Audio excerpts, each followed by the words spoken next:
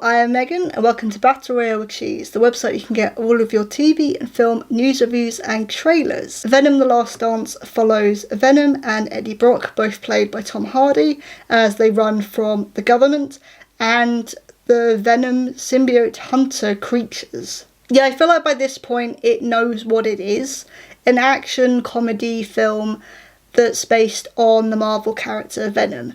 And by this point, if you have liked the previous two films, you're going to like this one. If you didn't like the previous two films, chances are you're not going to like this at all. I definitely had a couple of people sitting next to me who were talking about how much they hated the first film, and yeah, hated this one. But I personally really enjoyed it. But then again, I've actually really enjoyed the previous two films. Venom is my favourite Marvel character. But I also like the tone that the previous two films have gone with. They've gone for these really cheesy, slightly silly superhero tones from the early 2000s. And in that, I think it's because it's nostalgic for me that I've actually really enjoyed it. But I can definitely see why others have not enjoyed it. I can definitely see why people have not enjoyed these films at all, because Venom is also, he'll fit an 18 film. You know, an actual horror film with him would work very well, and this is not what you get with this trilogy. What you get instead is an action comedy buddy road trip film starring Tom Hardy and the symbiote Venom. And in that, once again, I really enjoyed it. I've always really liked Tom Hardy's sort of friendship with Venom and his portrayal of Eddie Brock. It's very, I feel like silly is the word to use here. It's very silly. Venom is completely chaotic. He gets excited about really minuscule things. He does first, then thinks later. And in that, I've really enjoyed his sort of chaotic energy. Is probably the best way to describe it. I've always really enjoyed that. And yeah, I think Venom is a really likeable character. And even though Eddie Brock is sort of portrayed as a little bit of a loser, even Venom calls it out in the first film. I'm allowed to say that. But even then, he's actually likeable as well. You know, he's a charming character. You do end up caring for him even a little bit. And if you don't, then you end up caring for Venom.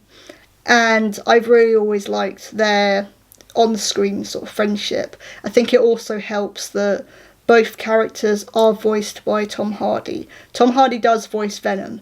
So I think that also helps a lot. Not only with acting alongside what would probably be a ball on a string or a stick, but also it helps fully develop their friendship, make it more believable. One thing that I did sort of notice about the film is there's a scene where Eddie and Venom are walking through a desert, and Venom is sort of talking to him, and he appears out of his back, and they're talking about sort of what they've encountered so far.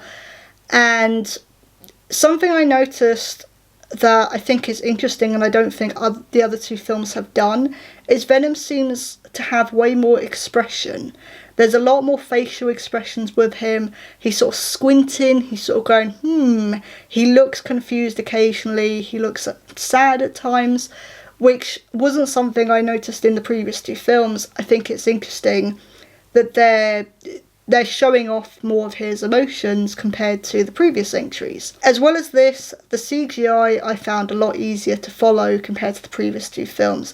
I know that this has always been a big complaint, especially with the third act fights, is that because of the way that the symbiotes move and how they move during the fights, it can be really, really difficult to follow what's going on. But I think because the enemy in this is essentially not a symbiotic creature, it's more like a creature from a video game, actually, design-wise, instead of symbiotic, which means that actually the third act fight is really easy to follow compared to, let's say, the fight at the end of the first film, which I always found really visually difficult to figure out who was what and what was going on, but this was actually a lot better. Plus the pacing was really good, and this was something I found with the first film where the pacing was actually really good. This one is only 90 minutes long, but it really zips by. It really flows quite well. This is fast paced. Like you kind of need to be in the mood for this type of film, and immediately from the opening shot it just goes, which is something that the previous two films have sort of done. The first film more than the second one. The second one I had a really big problem with the pacing. It was a bit all over the place, but this one the pacing was actually a lot better and didn't feel uneven in terms of its editing. So yeah, that was my review on Venom: The Last Dance.